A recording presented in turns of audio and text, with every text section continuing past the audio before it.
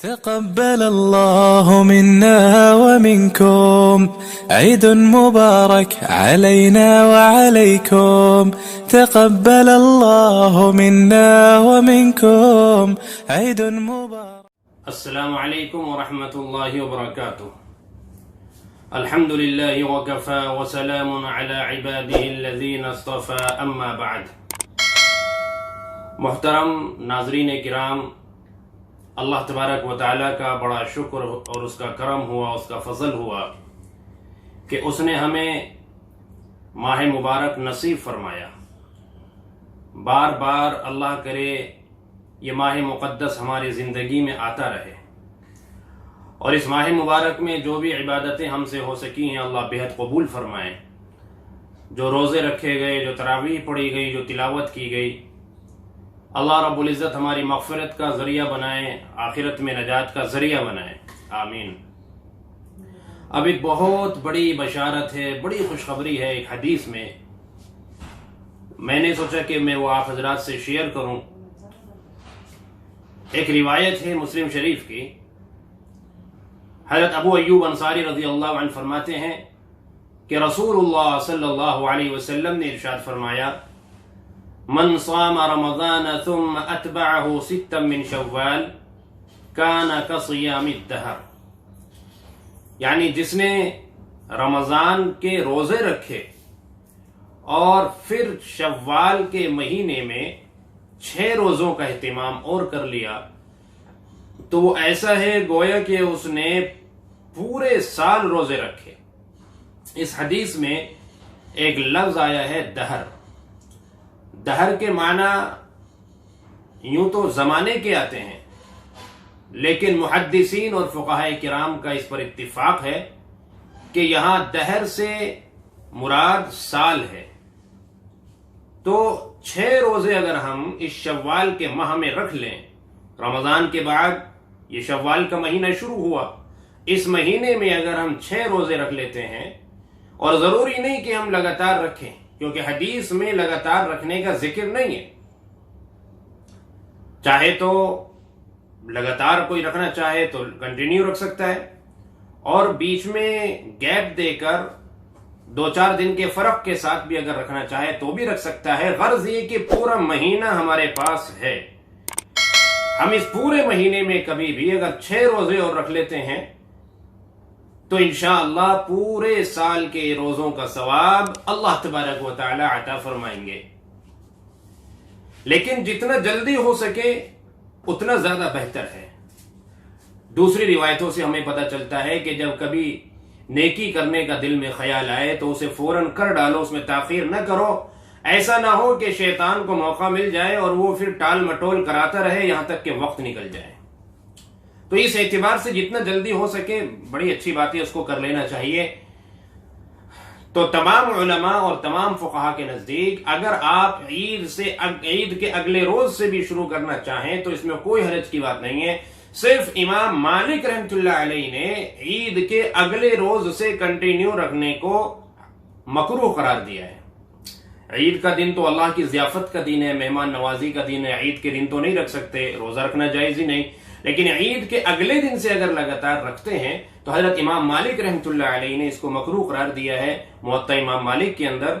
اور علماء فرماتے ہیں کہ ممکن ہے یہ اس وجہ سے انہوں نے مکروہ قرار دیا ہو کہ بعض لوگ 7ویں دن ایک تقریب کرنے لگے تھے.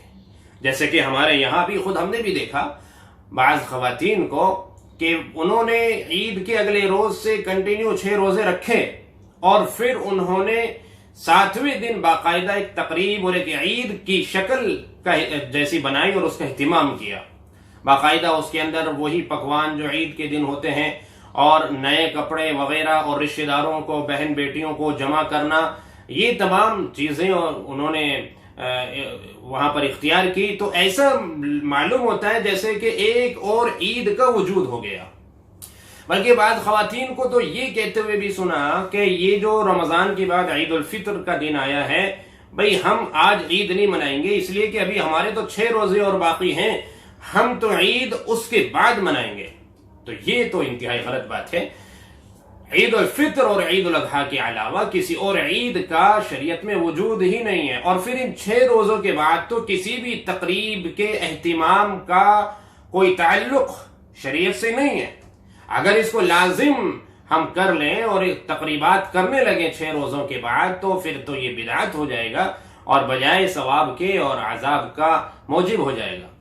تو اس وجہ سے ممکن ہے کہ امام مالک رحمۃ اللہ علیہ نے اس کو مکروہ قرار دیا، ورنہ علماء فرماتے ہیں کہ آپ کنٹینیو بھی رکھ سکتے ہیں لیکن 7ویں دن کوئی تقریب نہیں کریں گے. جب آپ کے یہ 6 روزے مکمل ہو جائیں گے تو کوئی تقریب، کوئی عید کی شکل اختیار نہیں کریں گے.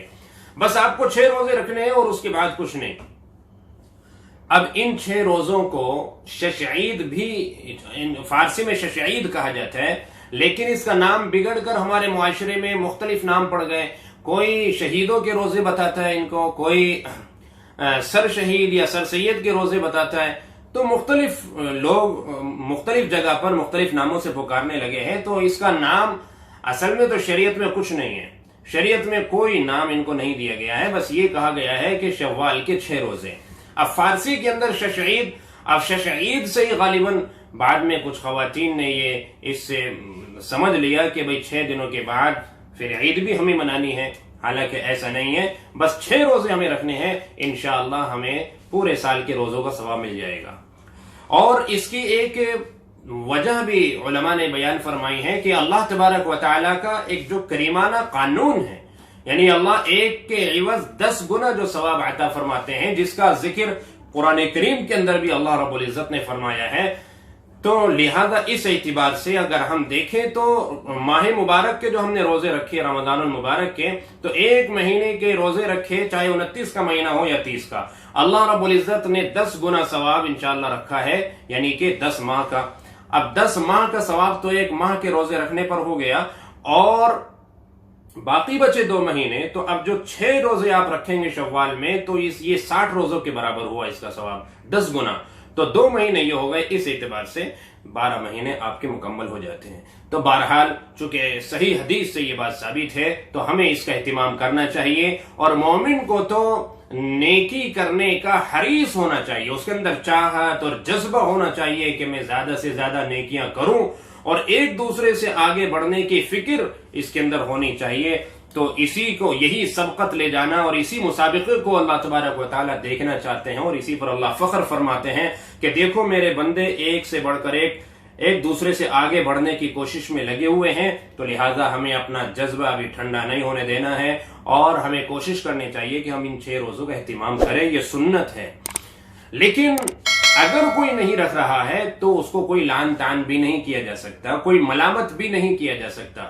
یہ نہیں کہ کسی نے اگر نہیں رکھے تو ان کو برا بھلا کہنے لگے. اور دوسری بات، اگر کسی نے روزے رکھنے شروع کیے، یہ 1-2 روزہ رکھا، پھر کسی وجہ سے نہیں رکھ پایا، تو بھی کوئی حرج کی بات نہیں. ایسا نہیں ہے کہ اب یہ 6 کمپلیٹ کرنے ہی پڑیں گے. اگر یہ ہو جاتے ہیں تو بہت اچھی بات ہے. 1-2 روزہ رکھنے کے بعد کوئی عذر پیش آ گیا، نہیں رکھ پائے، تو بھی کوئی حرج کی بات نہیں ہے. یہ یاد رہے کہ یہ 6 روزے، ان میں قضا روزوں کو شامل نہیں کیا جا سکتا، شمار نہیں کیا جا سکتا.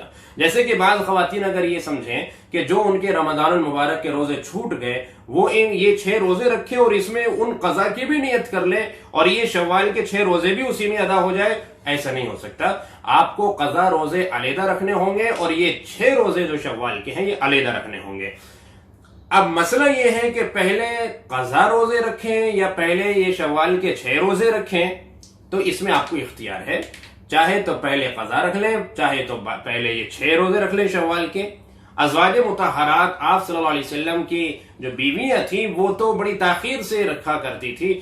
11 مہینے بعد شعبان میں جا کے ان روزوں کی قضا کیا کرتی تھی، تو رمضان میں چھوٹ جاتے تھے. لیکن میں یہ نہیں کہتا کہ آپ بھی اتنی تاخیر کریں، جتنا جلدی ہو سکے رکھ لیا کریں، بہت اچھی بات ہے. لیکن بس میرا کہنے کا مقصد یہ ہے کہ یہ 6 روزے علیحدہ رکھے جائیں گے. ان میں کسی قضا کی، چھوٹے ہوئے روزوں کی نیت نہیں کی جا سکتی. یہ 6 روزے نفلی ان قضا روزوں سے بالکل علیحدہ ہیں. بہرحال اللہ تبارک و تعالی ہماری تمام عبادات قبول فرمائے، اور یہ جو جذبات ہیں اللہ رب العزت آپ حضرات کے ان جذباتوں کو بھی اللہ پاک قبول فرمائے. السلام علیکم ورحمۃ اللہ وبرکاتہ.